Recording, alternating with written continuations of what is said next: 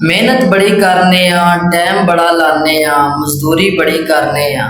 ਆਪਣੀਆਂ ਫੈਕਟਰੀਆਂ ਨੇ, ਆਪਣੇ ਕਾਰਖਾਨੇ ਨੇ, ਬੜਾ ਪੈਸਾ ਕਮਾਨੇ ਆ। ਲੇਕਿਨ ਪੈਸੇ ਦਾ ਆਮਦੇ ਦਾ ਪਤਾ ਲੱਗਦਾ ਹੈ, ਪੈਸਾ ਜਾਂਦੇ ਦਾ ਪਤਾ ਨਹੀਂ ਲੱਗਦਾ। ਪੈਸੇ 'ਚ ਬਰਕਤ ਕੋਈ ਨਹੀਂ।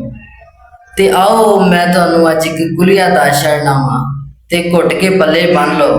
ਕੀ ਯਾਦ ਕਰੋਗੇ ਕਿ ਕਿਸੇ ਸੱਜਣ ਨੇ ਮਸ਼ਵਰਾ ਦਿੱਤਾ ਸੀ, ਇੱਕ ਕੁਲੀਆ ਦੱਸਿਆ ਸੀ ਤੇ ਸਾਡੇ ਕੰਮ ਆ ਗਿਆ। ਅੱਲਾਹ ਪਾਕ ਤੁਹਾਡੇ ਰਿਜ਼ਕ 'ਚ, ਇੱਜ਼ਤ 'ਚ, ਜਾਨ 'ਚ, ਮਾਲ 'ਚ ਬਰਕਤ ਫਰਮਾਏ। ਇੱਕ ਚਰਵਾਹਾ ਸੀ ਤੇ ਬੱਕਰੀਆਂ ਪਿਆ ਚਾਰੇ। ਸੌਣ ਭਾਦਰੋਂ ਦੇ ਦਿਨ ਸਨ ਤੇ ਗਰਮੀ ਬੜੀ ਸੀ।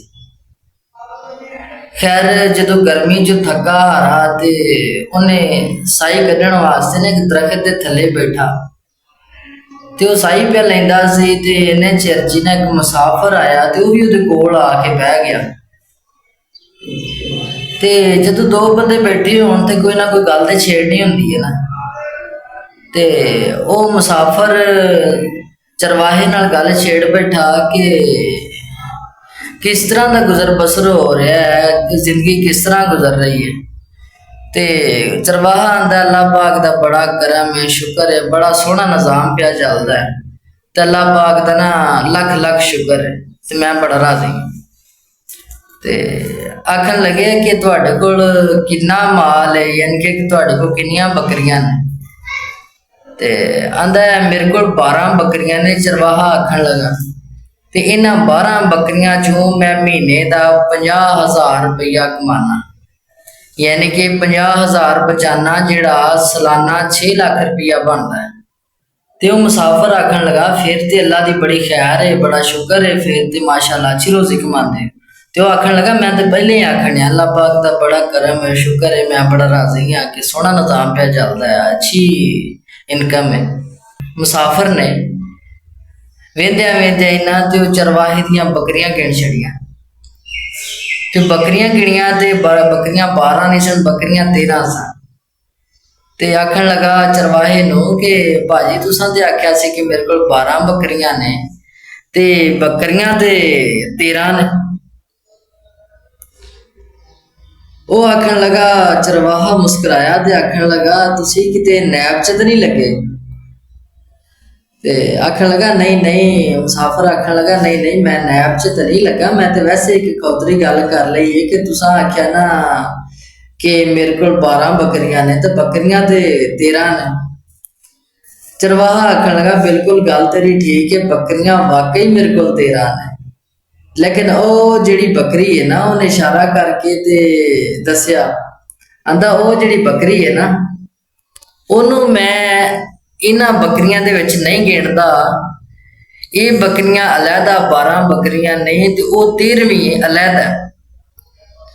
ਤੇ ਤੇਰੀ ਨਜ਼ਰ 'ਚ ਤੇ ਠੀਕ ਹੈ, ਵਾਕਈ 13 ਬੱਕਰੀਆਂ ਨੇ ਤੇ ਹੈ ਵੀ 13 ਹੀ, ਲੇਕਿਨ ਇੱਕ ਬੱਕਰੀ ਨੂੰ ਮੈਂ ਅਲੱਗਾ ਗਿਣਦਾ ਹਾਂ। ਉਹਦੀ ਵਜ੍ਹਾ ਇਹ ਵੇ ਕਿ ਉਹ ਹਰ ਵਾਰੀ ਨਾ 2 ਬੱਚੇ ਦਿੰਦੀ ਹੈ, ਭਾਵੇਂ ਉਹ ਲੇਲੀ ਲੇਲਾ ਦੇ ਦੇ ਜਾਂ ਦੋਵੇਂ ਲੇਲੇ ਦੇ ਦੇ ਜਾਂ ਦੋਵੇਂ ਜੋ ਵੀ ਹੋਣ, ਮਤਲਬ ਦੋਵੇਂ ਲੇਲੀਆਂ ਦੇ ਦੇ, ਕੁਛ ਵੀ ਹੋਵੇ, ਉਹਨਾਂ ਦੇ ਵਿੱਚੋਂ ਮੈਂ ਇੱਕ ਕੁਰਬਾਨੀ ਕਰ ਛੱਡਣਾ ਵਾ ਤੇ ਇੱਕ ਅੱਲਾ ਦੀ ਰਾਹ ਤੇ ਸਦਕਾ ਖੈਰਾਤ ਕਰ ਛੱਡਣਾ ਵਾ। ਬਾਕੀ ਜਿਹੜੀਆਂ 12 ਬੱਕਰੀਆਂ ਨੇ ਨਾ ਉਹ ਮੇਰੀ ਆਪਣੀ ਰੋਜ਼ੀ ਦਾ ਜ਼ਰੀਆ ਨੇ ਤੇ ਮੈਂ ਸਮਝਦਾ ਵਾਂ ਕਿ 12 ਬੱਕਰੀਆਂ ਦੇ ਵਿੱਚ ਜਿਹੜਾ ਮੈਨੂੰ ਰਿਜ਼ਕ ਲੱਭਦਾ ਹੈ 13ਵੀਂ ਬੱਕਰੀ ਦੀ ਬਰਕਤ ਦੇ ਨਾਲ ਉਹਦੇ ਨਾਲ ਜੋ ਵੀ ਮੈਂ ਕਰਨਾ ਉਹਦੀ ਵਜ੍ਹਾ ਤੋਂ ਮੈਨੂੰ ਅੱਲਾਹ ਪਾਕ ਇੰਨਾ ਰਿਜ਼ਕ ਦੇਣ ਡਿਆ। ਤੇ ਇਹ ਜਿਹੜਾ ਮੈਂ 13ਵੀਂ ਬੱਕਰੀ ਵਾਲਾ ਤੁਹਾਨੂੰ ਕਿੱਸਾ ਸੁਣਾਇਆ, ਗੱਲ ਸੁਣਾਈ ਹੈ ਨਾ, ਇਸ ਪੁਆਇੰਟ ਨੂੰ ਤੁਸੀਂ ਨੋਟ ਕਰੋ, ਤੁਸੀਂ ਸਮਝੋ ਕਿ ਮੈਂ ਤੁਹਾਨੂੰ ਇਹ ਗੱਲ ਕੀ ਸਮਝਾਈ ਹੈ ਕਿ ਉਹ 13ਵੀਂ ਬੱਕਰੀ ਦੀ ਵਜ੍ਹਾ ਤੋਂ ਚਰਵਾਹੇ ਨੂੰ ਜੋ ਅੱਲਾਹ ਪਾਕ ਇੰਨਾ ਰਿਜ਼ਕ ਦੇ ਰਿਹਾ ਹੈ ਕਿ ਉਹ ਸਾਲਾਨਾ 6 ਲੱਖ ਰੁਪਇਆ ਕਮਾਉਣ ਡਿਆ।